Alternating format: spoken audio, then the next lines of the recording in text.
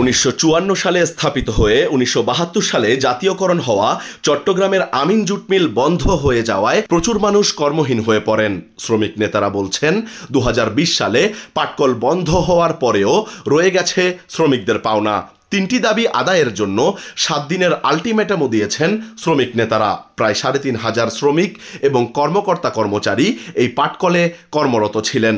তবে পাটকল কর্মকর্তার তথ্যসূত্র মতে সকলের পাওনা বুঝিয়ে দেওয়া হয়েছে এবং সামান্য কয়েকজনের পাওনা বাকি রয়েছে। পাটকল বন্ধ হয়ে যাওয়ার পরেও রয়ে গেছেন প্রায় 100 জনের মতো কর্মকর্তা কর্মচারী, যাদের বেতন ভাতা সবই চলছে। এই প্রতিষ্ঠানটি বাংলাদেশ পাটকল কর্পোরেশনের অধীনস্থ হওয়ায় এটি বাংলাদেশের রাষ্ট্রপতির আদেশ নম্বর 27 1972 অনুযায়ী অতিরিক্ত সচিব পদমর্যাদার একজন চেয়ারম্যান এবং যুগ্ম সচিব পদমর্যাদার অনূর্ধ্ব 5 জন পরিচালকের সমন্বয়ে গঠিত একটি পরিচালনা পর্ষদের নিয়ন্ত্রণে পরিচালিত হয়। এটি রাষ্ট্রায়ত্ত বাংলাদেশ পাটকল কর্পোরেশনের অধীনস্থ 26টি মিলের মধ্যে চট্টগ্রাম অঞ্চলের অধীনে থাকা 10টি প্রতিষ্ঠানের মধ্যকার অন্যতম প্রধান পাটকল। 1 নম্বর দাবি হচ্ছে আকিজের কর্ণধার পাট উপদেষ্টার পদত্যাগ। 2 দিনভিত্তিক 5টি পাটকলের নিয়মিত শ্রমিকদের পাওনা যা অদ্যাবধি পর্যন্ত পরিশোধিত হয়নি সেই সকল শ্রমিকদের পাওনা দ্রুত পরিশোধ করতে হবে। 3 বিজিএমসির মিলসমূহের সকল প্রকল্প প্রদানের সম্পদ হিসাব গ্রহণ এবং শ্বেতপত্র প্রকাশ করা সহ স্ব কর্মস্থল পরিবর্তন করতে হবে। তথ্যসূত্র মতে সরকারি সিদ্ধান্তে বন্ধ হয়ে যাওয়া দেশের অন্যতম বৃহৎ পাটকল আমিন জুট মিলের যন্ত্রপাতি স্ক্র্যাপ হিসেবে বিক্রির প্রক্রিয়া চলছে।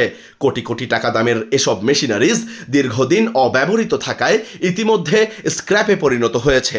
বাজারে নতুন অত্যাধুনিক যন্ত্রাংশ চলে আসায় এগুলো মেরামত করে ব্যবহারেরও কোনো সুযোগ নেই। কিন্তু পাটকলের উচ্চপদস্থ একজন কর্মকর্তা বলেন মেশিনগুলো রিপেয়ার করে ব্যবহার করা সম্ভব। অপরদিকে সূত্র জানায় মিলটির ভূসম্পত্তি সহ অবকাঠামো সরকার ইজারা দেওয়ার প্রক্রিয়া চালাচ্ছে এবং একই সাথে প্রভাবশালীরা দখল করে নিচ্ছে জুট মিলের জায়গা। এই বৃহদায়তন শিল্প কমপ্লেক্সটি 79 একর জায়গা জুড়ে অবস্থিত।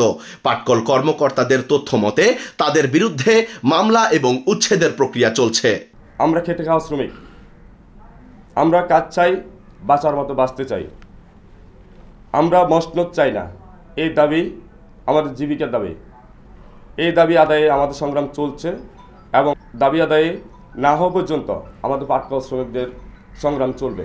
এই মিল 166 হেসিয়ান, 275 সেকিং, 33 সিবিসি ও 1344 অন্যান্য লুম এবং গড়ে এর মাসিক উৎপাদন ক্ষমতা 185 metric ton hessian, 993 metric ton sacking, 72 metric ton CBC এবং 144 মেট্রিক টন অন্যান্য লুম ছিল।